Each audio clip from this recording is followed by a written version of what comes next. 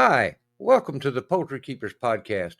I'm Rip Stalvey, and together with Mandolin Royal and John Gunnerman, we're your co-hosts for this show, and it's our mission to help you have a happy, healthy, and productive flock.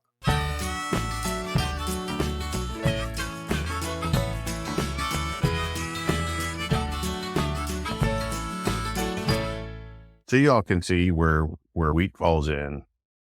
I like wheat comes in at about 10% protein. It's a little bit higher. It's got a nice fiber. It's right on track or where I want a poultry diet to be at 5%. The energy's good. If you have yellow leg chickens, or wheat is going to work against you. So there's no pigmenting. There's no help as far as coloration in the bird going to come from wheat. Folks living up north where wheat is very prolific and easy to find, or Canada, we're gonna need other help if we need to make nice bright yellow legs and bright yellow yolks and things like that. Is that an energy grain or is that a... It is, but I put it on the fiber slide. Okay. All right. I knew I should have waited. Yeah, it's on here. It's on the fiber slide. And because the fiber level is so high and the energy is so low, I didn't really feel that it qualified as an energy grain, but it is. Got it. All right. So the typical proteins that you're going to see out here, they're in this order because I alphabetized them, not because this is how they're used or their level of importance. So the primary protein out there is going to be soybean meal, 48%. Could be 48, could be 47, could be 46, depending on where you live and how it's processed. It really depends on the starting protein of the soybean before they remove the oil. So soybean meal, let's say it's going to be 47. Typical right now, the average is 47. Fat levels will be 3.5 or less. I've seen fat levels down at 1.5, right? They're getting new technology, new ways to press the bean, not press, new ways to extract the oil where they're more efficient. Fiber is going to be right around that 5%. Energy level is only at 1,020. Okay? And that's based on the 3%, 3.5 fat on the soybean meal processors that are getting it lower. That energy level is going to be lower as well. There's pretty much no energy in most of the proteins that we use. Okay. What we're using these for are the proteins, but you also, if you could compare, we're using them for the amino acids, right? So out here, you're looking at like those soybean meals being at 2.7 lysine and 0.6 or 0.65 thionine. So your protein and the quality of the protein is important to achieve those right levels so that the birds can thrive. So it just depends on where you live and what they're using. Again, I'm not a big fan of the corn distillers. Also will go on a label as dried distiller grains. I'm not a huge fan of flax meal. While the protein's there, the fiber's high. Levels of flax meal above 7% of the diet can cause gizzard erosion. And you'll also start to get some off flavoring in the meat and the eggs of the bird. So if you ever think about eating the birds, which most of you won't, but for those who choose to eat their cull birds fed high levels of flax are not going to be enjoyable. Going to have kind of a paint-like smell and flavor. Up north, for the folks wanting to be soy-free, peas are the number one choice. They're getting really expensive. They're very low in protein, so it's hard to make peas work. Karen uses, and where I can, I like to use the roasted soybeans down at the bottom. So it's the whole soybean. It gets cooked. It's got to be at a minimum of 270 degrees for 20 minutes, but the energy level's there. And the fat level is 18%. When I'm using a roasted soybean, it's really easy to get my protein, get my fat, keep my energy where it needs to be, and balance a ration. But these are not available everywhere. So look, if you're not in a dairy country where they have a lot of milk cows, they're not as readily available across the country as I wish they were. If you have access to them, feel yourself very fortunate because they are outstanding source of protein. I'm going to give a plug. If you live in North Carolina, Mule City Feeds processes their own soybeans, and you can get either the full fat roasted soybean meal, which is the bottom, or they take that out for me by special order in the middle of the process, or you can get the expelled meal at the end as well. Two choices. Yeah, Mule City is awesome. Everybody should live next to Mule City. I do want to explain the different processes to the soybean, because I don't think everybody understands. You see the soybean meal where it says solvent extracted? They literally heat the bean, grind the bean, and then they add a chemical known as hexane, which is an industrial degreaser.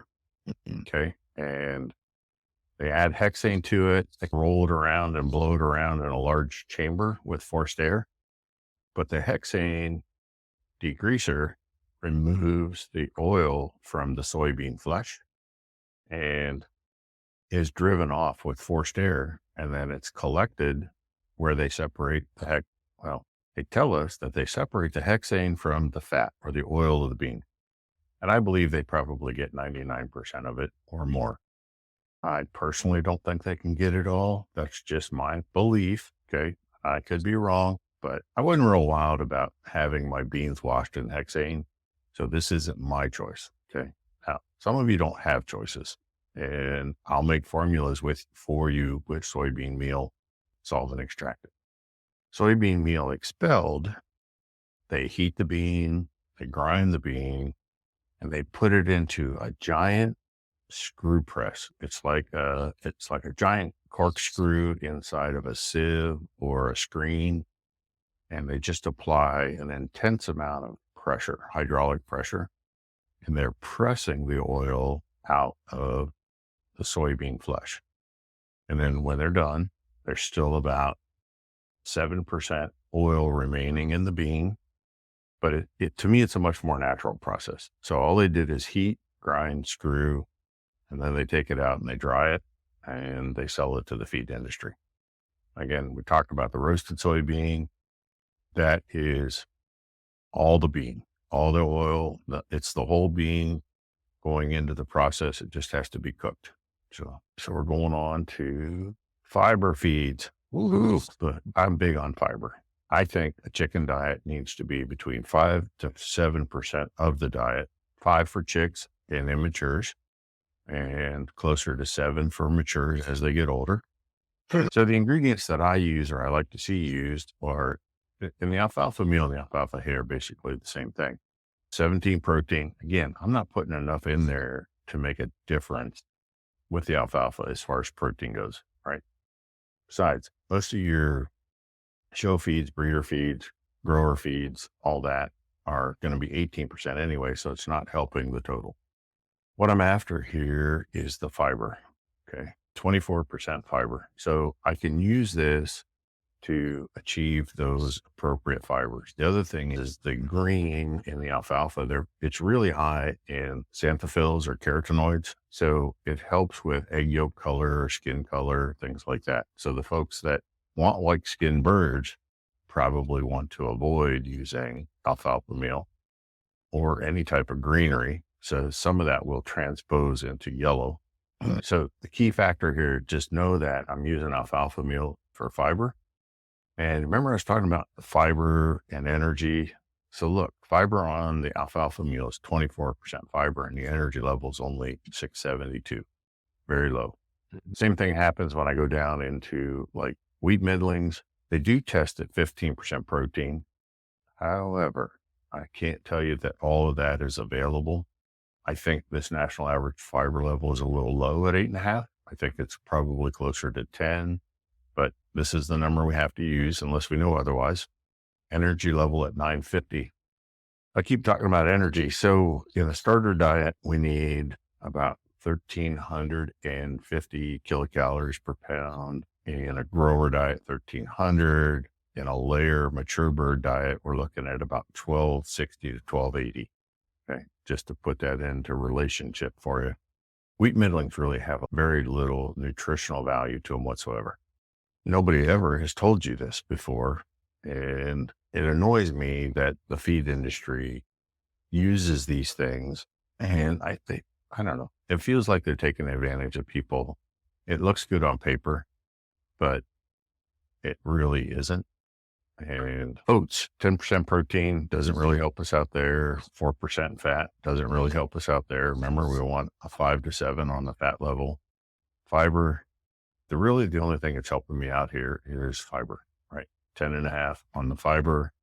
It doesn't kill the energy, like the alfalfa does. So I have about 1160 on the energy, but it's still lower than any of the energies I just described to you. So that's why I put it on the fiber page. It's beneficial fiber. My two favorite fibers are alfalfa meal and oats. So they're a denser fiber. They're harder. And when they go past through the digestive tract, they're continually scraping and cleaning the intestinal wall and the gut wall. So they keep the slime from building up. But when it scrapes that gut wall, it's allowing the bird to absorb more nutrients out of what it's eating.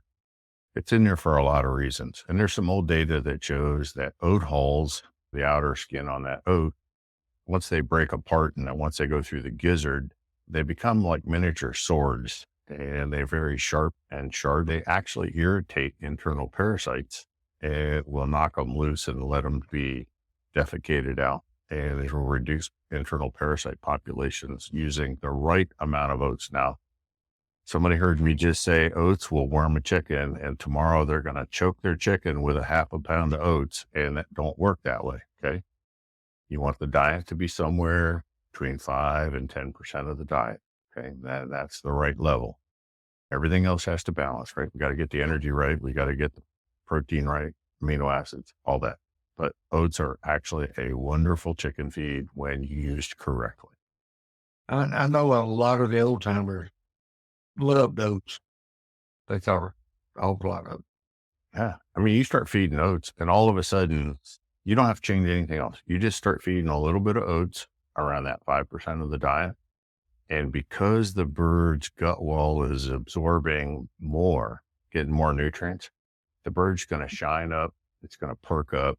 It's going to you're going to see the difference. If you could open up one of your chickens that hasn't ever had oats and you examine the intestinal wall and the gut wall, it would just be coated with multicolored slime, right? That's been laying there being stagnant for years, and it really doesn't get a chance to clean up or purge itself.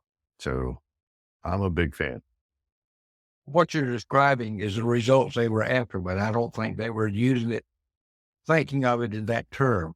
No, they would. They fed some oats and they really liked what they saw. So they fed a little bit more, and they kept feeding more until the chicken left it in the pan. And then they realized they went too far, and too much oats is just as bad. The bird will starve to death if you feed too many oats, right? There's not enough energy.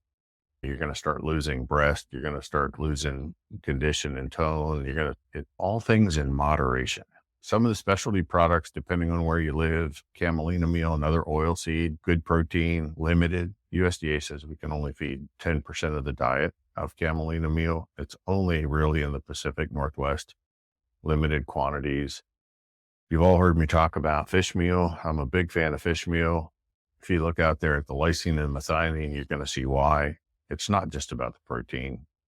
It's about the amino acids. It's about fulfilling the craving that a chicken has for a meat type protein.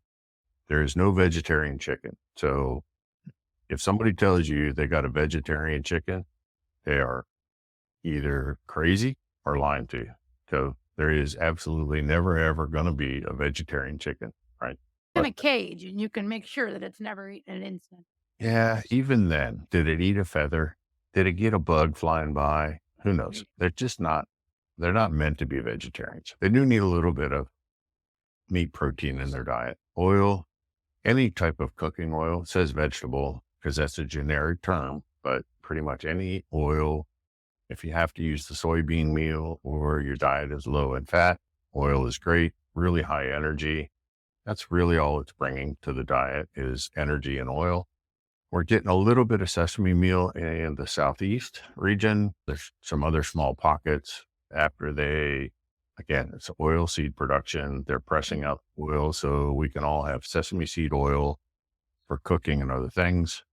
And I put black oil sunflower seeds, and I know somebody's going to be annoyed with me by putting it here, but fiber levels are 31%. Okay. Fat levels are 27%. And the new information on black oil sunflower seeds is showing 16 to 17% protein. The energy values that I see are all over the place. My older information says 1,200. I've seen some newer stuff saying closer to 2,000. They're not cost effective.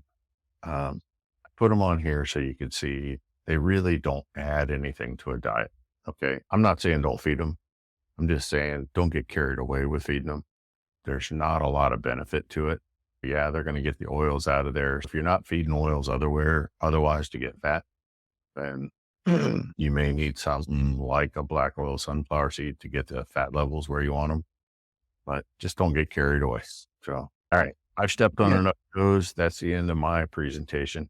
Well, I just would like for you to touch on the difference between the fish meals out there that are more commonly used, the menhaden meal and the catfish meal. Yeah, and where Rip lives and in his past life, he would be most familiar with. So the catfish meal there's catfish farms across the South, right? If you drive across Alabama, Mississippi, Louisiana, there's a lot of catfish farming going on down there. It's a big commercial industry. So once they take the part they want, the fillets off the side, pretty much everything that's left, lips and tails and entrails, etc., all goes into a big tub, gets ground, gets turned into, now that protein's only going to be 50, 55. Okay, it's not as high a protein. The protein that I used here was actually sardine meal. This is wild caught coming out of the Pacific Ocean. But the most common in the U.S., because it's run by two large companies, Omega Protein and Daybrook Fisheries, is menhaden, also known as bunker. And it is harvested for the oil, again, and to be turned into protein, but they have a market for the oil as well. So they catch it Gulf of Mexico, Eastern Seaboard, pretty much all the way from Maine to the tip of Florida and around the corner. The reason I've shied away from the menhaden is there's no regulations or restrictions on how much they can harvest. So on the years where they find the schools they can harvest, they tend to over harvest. They're going to take all that they want.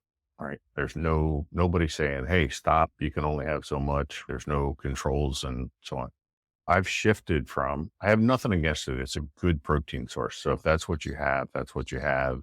And I'm not saying for you not to use it. What I'm saying is I shifted away and I've contracted with a small fishery in Mexico, and they are governed.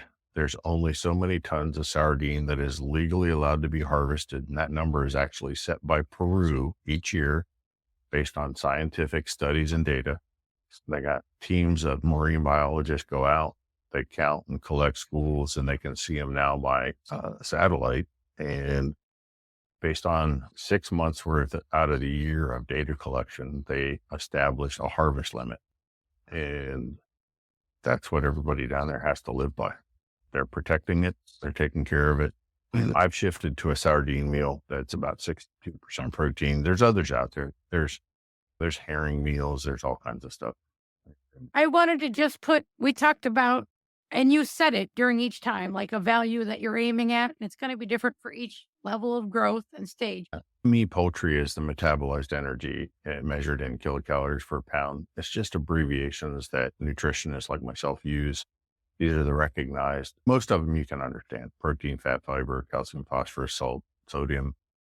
How high on the descending list of ingredients does alfalfa in the meal need to be in a feed?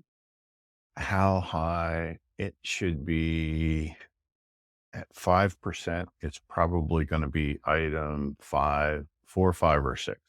Okay. It depends on how many other ingredients are in there, but it's going to be item 4, 5, or 6 is where I would expect to see alfalfa meal on the list. So if they're using multiple grains, let's say they use corn, milo, wheat, and then they're going to have their protein next, hopefully, and no byproducts, then it's going to be alfalfa meal. It's going to come in. If it's just corn and soy, alfalfa meal could come in at 4.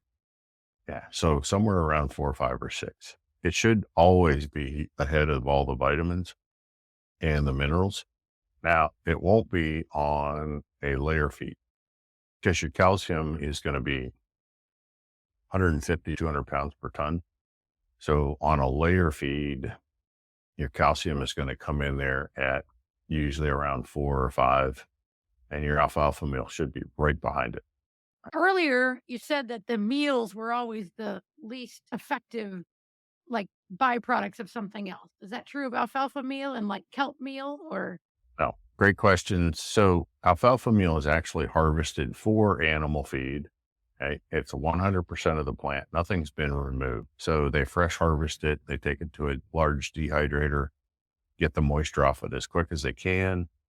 And then they turn it into pellets, move it around the world, wherever they want to go with it. And then it gets reground and turned back into meal.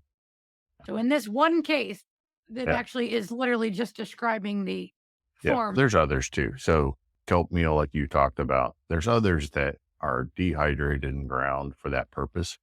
But when it comes to the proteins, it's always oil seeds that have had the oils removed, because we tend to find that the oil seeds, once you remove most of them are out of the legume family. So once you remove the oil, the protein levels get significantly higher, and they figured out how to use them in animal feeds, whether they're good, bad, or otherwise. Benita said before you talked about black oil sunflower seeds, she feeds them with shell on. Would it be better if she fed them with shell off? But again, this was before you said that you didn't really care if people did it one way or another. So so they would be a little bit better if they were sunflower seed hearts and the hull was removed. Because that would lower the fiber, right? Yeah. I just don't, it's great. It's a treat. So now your fat level is going to get crazy high, right? So you just don't want to get carried away. Yeah, the protein went up, but the fat's going to nearly double. Okay. Or it is going to double. So it's going to go from 27 to 55, just like that. And too much fat is a bad thing. So remember, total fat levels between 5 and 7. Every now and then we can go to 8, but good fat levels are 5 to 7.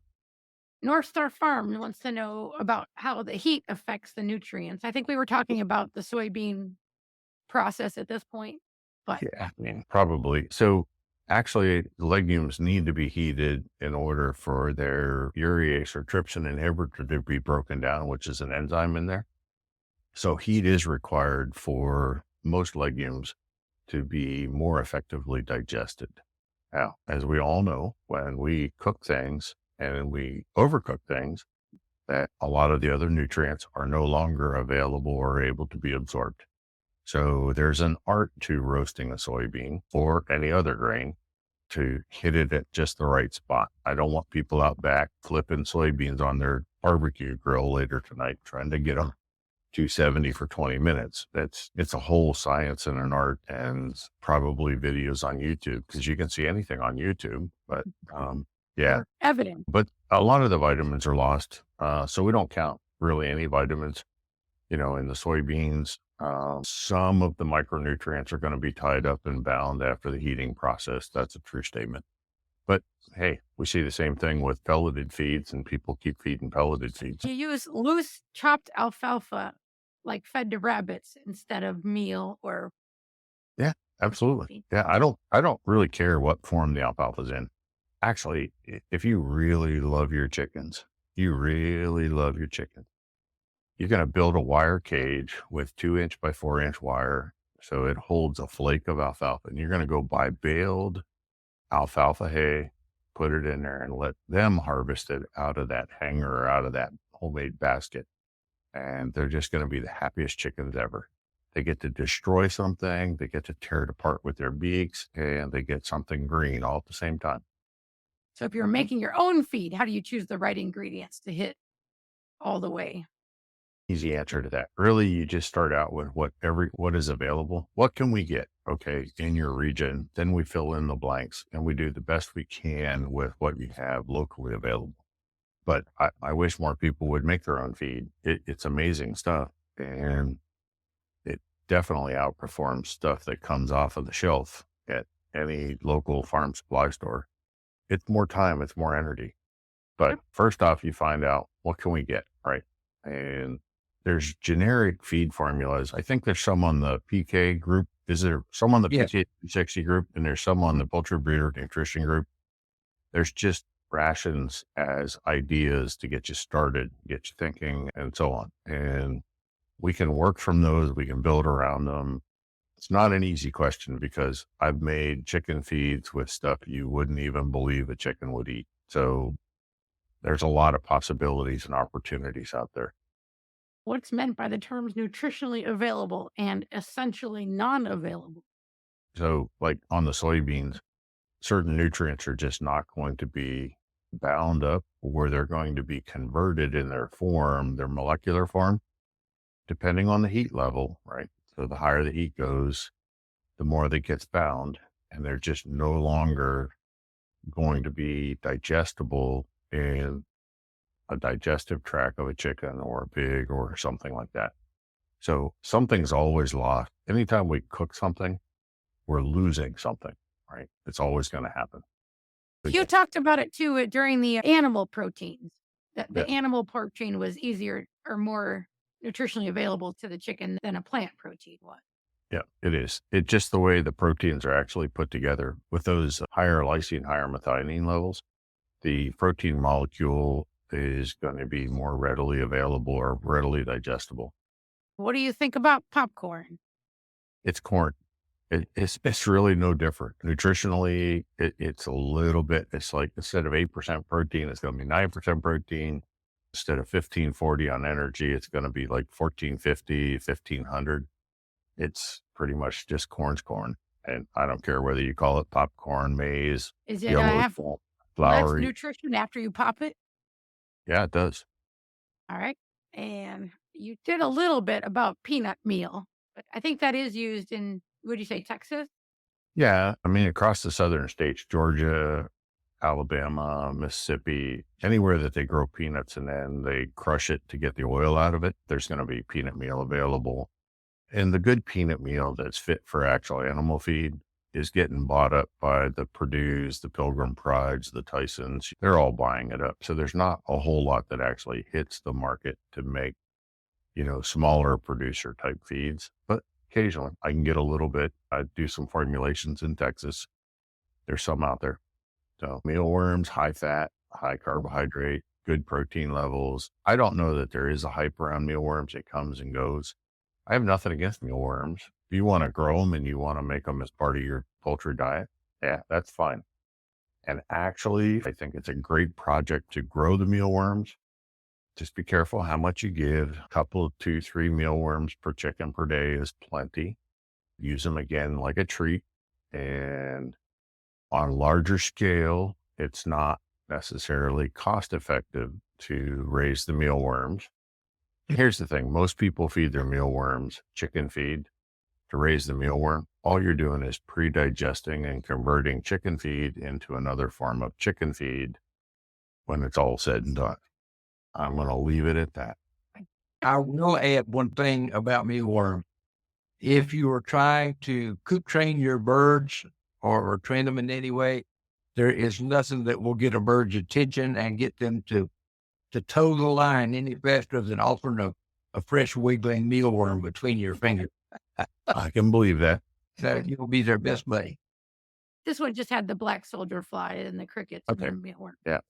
Yep. So those are dried, of course, and I put those over in I should have called them exotic protein because of their cost. It'd be like driving a Lamborghini for some of us. Good energy levels, good protein levels. These are the dried forms. Now, these are not alive and wiggling.